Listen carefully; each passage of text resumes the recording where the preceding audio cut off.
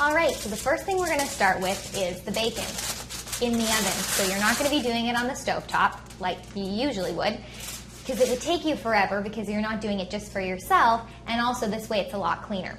So what I'm starting with is I'm getting aluminum foil just so that I can line my cookie sheet, so it's gonna make cleanup a lot easier.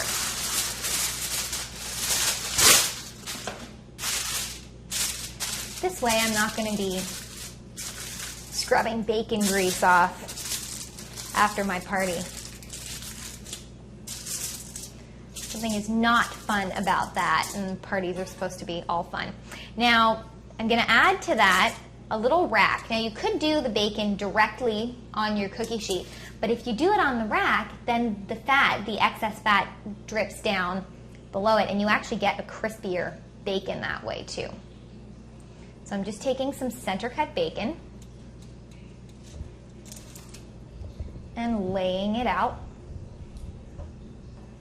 Is if you wanted to flavor your bacon, if you wanted, you know how you have honey ham sometimes? Well, if you had, how about honey bacon? You could thin out just a little bit of honey with a little bit of water, mix that in, take a pastry brush, brush that over, that might be really nice. Or, as I'm from Canada, of course, we have really wonderful maple syrup.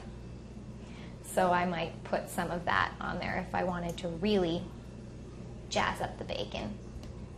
But I'm going to be putting maple syrup on the French toast that I'm about to make, so I don't want to overload the guests with so much maple syrup that they can't take it.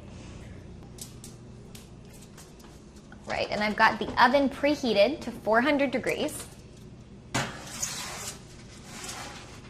I'm just going to let that go. And in 20 minutes, you're going to have perfect bacon.